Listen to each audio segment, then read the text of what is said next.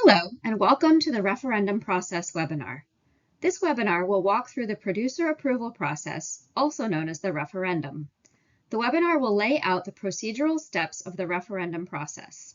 While this webinar discusses the referendum process that would occur if the Secretary issues a final decision in the ongoing national FMMO price formula proceeding, the information shared is intended to apply to all FMMO referenda conducted by AMS Dairy Program. This webinar does not discuss the contents or merits of the proposed amendments contained in the recommended decision. Let's review the rulemaking process. Once a hearing or proceeding on changes to any FMMO or multiple FMMOs concludes, interested parties have the opportunity to submit briefs to USDA. Next, USDA issues a recommended decision published in the Federal Register and on the USDA website.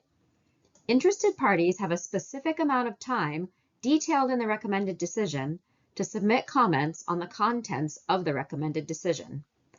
Following the close of the comment period, USDA issues a final decision if the Secretary chooses to do so. If the Secretary signs and issues a final decision, eligible producers in each federal milk marketing order have the opportunity to vote on their entire order as it is proposed to be amended. A vote of eligible producers pooled on the order would be conducted in each FMMO impacted by the proposed amendments. Therefore, in a proceeding affecting multiple FMMOs, USDA would simultaneously conduct separate referenda in each FMMO. Following the referenda period, USDA will determine producer approval and issue a final rule or a termination of proceeding. The Agricultural Marketing Agreement Act of 1937, also known as the AMAA, or for our purposes, the Act, governs how a referendum is conducted for amendments to a federal milk marketing order. It is important to understand, as required by the Act, a referendum vote is a yes or no vote on the entire order as proposed to be amended. Producers cannot vote on individual proposed amendments, and producers cannot elect for the order to remain as is. Further, a vote not to approve the order as amended would result in USDA initiating steps to terminate the order. To reiterate, a yes vote indicates the producer supports the order as proposed to be amended. A no vote indicates the producer does not support the order as proposed to be amended and therefore supports terminating the order. When conducting a referendum, USDA determines a representative month, which is announced in a final decision. All producers who had milk pooled on an FMMO during that month and are active dairy farmers are considered eligible to vote in the referendum. A dairy producer must be actively engaged in dairy farming at the time ballots are sent and received in order to be eligible. The referendum agent uses records from readily available sources, including USDA records and producer records supplied by the milk handlers in the marketing area to determine eligibility. Under the Act, a referendum agent is designated by USDA for each FMMO.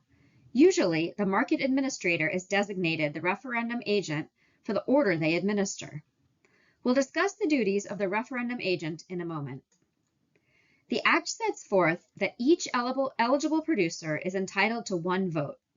The Act also authorizes a cooperative that is qualified by USDA to vote as a unit on behalf of its eligible producer members on all questions involving a new or an amended order. This is called block voting.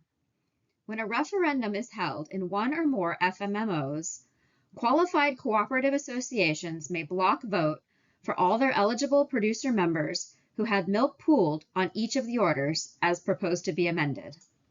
The Act does not allow for modified block voting, meaning a co-op may not vote for some of its members and allow other members to vote independently. A block vote is the entire co-op's eligible membership voting as one, with each eligible producer member counted in the tally.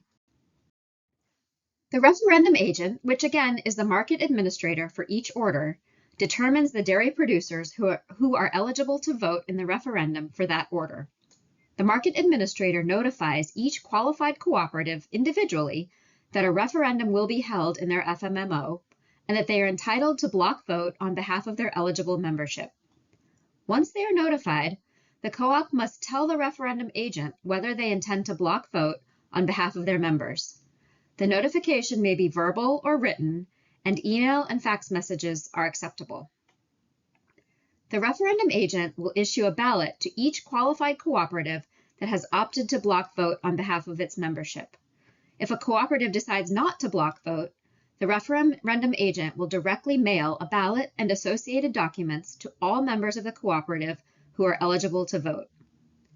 For producers who are not members of a cooperative, the referendum agent will issue and mail a ballot to each eligible individual producer, along with information on how to cast the ballot. Along with the ballot, the agent will provide a prepaid business reply envelope, a description of the terms of the proposed order, and the link to the final decision on the USDA website. The referendum agent can provide a paper copy of the final decision upon request. The agent will also issue date requirements for the ballots to be postmarked and received by USDA. As stated on the previous slide, materials sent by the referendum agent to those receiving a ballot will include postmark and received by deadlines. The postmark and received by deadlines will be the same for all FMMOs. Typically, eligible producers are allotted 30 to 45 days to cast their vote and return the ballot to USDA. If you are an eligible producer or cooperative voting on behalf of your members, please pay close attention to the postmark and received by deadlines. The referendum agent will not provide confirmation of ballot receipt. An option to ensure receipt is to obtain a return receipt from the mail carrier. A few other things to be aware of when you are filling out and submitting your ballots. A ballot must be signed or it will be disqualified. If ballots are not postmarked or received by the date specified by the referendum agent, they will be disqualified and will not be included in the referendum count. If a producer submits a ballot and USDA determines the producer was ineligible to vote in the referendum, the ballot will be disqualified. Finally, ballots may not be emailed or faxed. For each order proposed to be amended, approval is granted if ballots are cast in favor either by at least 2/3 of the eligible producers voting in the referendum or by producers who supplied more than 2/3 of the milk volume represented in the referendum. Remember, the milk volume represented in the referendum is milk that was pooled on the FMMO during the representative month. This means an approval vote can pass either by 2/3 of producers supporting or approval by 2/3 of the volume of milk represented in the vote. Block votes by cooperatives will be counted the same way, by the number of the cooperative's eligible producers in the block vote or by the volume of milk pooled on the FMMO during the representative month by the eligible producers for whom the co-op block voted. Again, producers must accept or reject the entire order as amended by the Secretary. There is no option to vote to keep the current order or to vote on individual specific provisions of the proposed order. One of the important things to know about the referendum is one producer, one vote. This slide and the following walk through some specific farm ownership or pooling scenarios that may create questions for how votes are counted. If a producer has multiple farms with the same ownership structure, all farms combined are assigned one vote. If an individual has multiple farms with different ownership structures, each farm that has a different ownership structure is assigned one vote. If a producer was pooled as a member of a block voting cooperative and also marketed milk as an independent, the vote is assigned to whichever had the greater volume of pooled milk during the representative month. In the second scenario, a producer is a member of multiple cooperatives and had milk pooled by more than one cooperative during the representative month. The producer's vote would be assigned to the cooperative that pooled the greater volume of milk. Next, we will discuss the instance where a producer or cooperative marketed milk on multiple federal orders during the representative month. In a rulemaking proposing changes in multiple orders, each of the impacted amended orders would hold a separate referendum. Therefore, if a producer or cooperative was pooled on multiple federal orders, they would be eligible to cast a vote on each order they were pooled for the volume associated with that specific order. Independent producers who pooled on multiple orders during the representative month will receive a separate ballot for each order where their milk was pooled.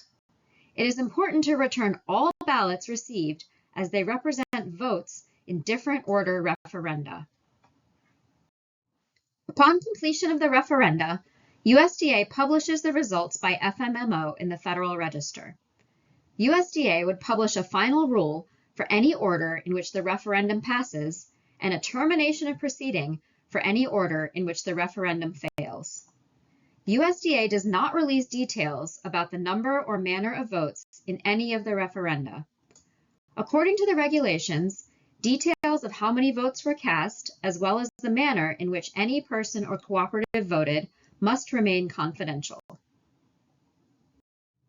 If the referendum passes and the order as proposed to be amended is approved, implementation details and specific dates for implementation would be announced in a final rule. For more information about the rulemaking process and the possible referendum, please see the AMS hearing webpage. Please email the FMMO inbox at fmmohearing@usda.gov with any questions about this webinar or any of the related processes.